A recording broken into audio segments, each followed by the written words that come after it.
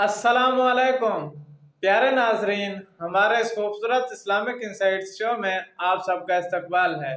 आज के एपिसोड में हम गुस्ल के मौजू पर सवालात व जवाबात करेंगे। तो चलें शुरू करते हैं। आज का पहला सवाल है, गुस्ल के कितने फ़राइज़ हैं?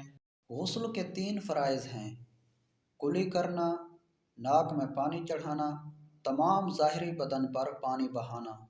अगला सवाल है, तमाम ज़ाहिरी बदन पर पानी बहाने से क्या मुराद है?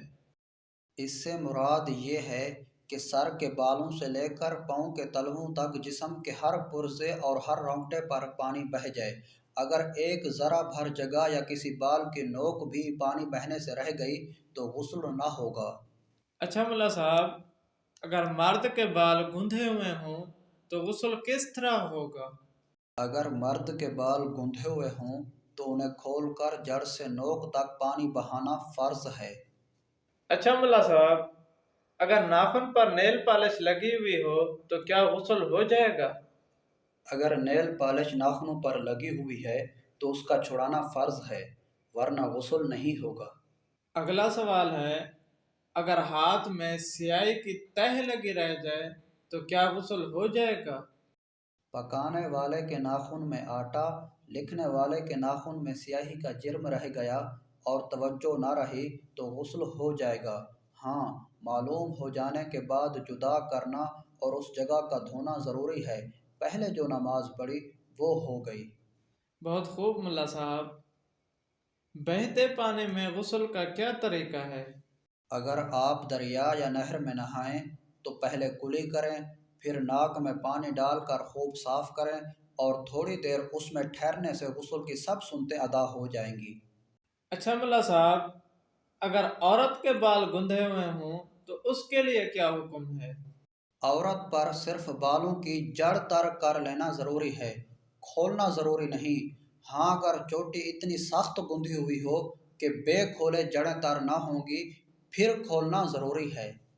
अगला सवाल बताएं, जिन पर गुस्ल फ़र्ज हो क्या वो अज़ान का जवाब दे सकते हैं? जिन पर गुस्ल फ़र्ज हो उनको अज़ान का जवाब देना जायज़ है। अगला सवाल है, नापाकी की हालत में दुरूद शरीफ पढ़ सकते हैं? जिन पर गुस्ल फ़र्ज हो उनको दरूद शरीफ और दुआएं पढ़ने में हर्ज नहीं। ऐसे दिन गुस्ल फ़र्द हुआ जिस दिन गुस्ल करना सुन्नत या मुस्तहब है, तो क्या उसे फ़र्द के साथ दूसरा गुस्ल अलग से करना होगा? जिस पर चंद गुस्ल हों, मसलन ईद भी है और जुम्मे का दिन भी, मज़ीद फ़र्ज गुस्ल भी हो तो तीनों की नियत करके एक गुस्ल कर लिया, सब अदा हो गए और सबका सवाब मिलेगा। अच्छा मुल्ला साहब, ये बताएं, किन अय्याम में गुस्ल करना सुन्नत है? जुम्मा, ईद उल फित्र, ईद उल अज़हा, अरफा के दिन और एहराम बांधते वक्त नहाना सुन्नत है।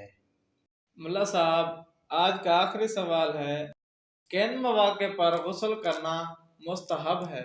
दुखूल अरफात, दुखूल मुज़दलिफ़ा, हाज़री हरम, हाज़री मदीना, दुखूल मिना, जमरों पर कंकरियाँ मारने के लिए तीनों दिन, शब बरात, शब कदर, अरफा गिरात, दीगर मजालिस खैर में हाज़री के लिए, मुर्दा को नहलाने के बाद, मजनून को जुनून जाने के बाद, बेहोश को होश आने के बाद।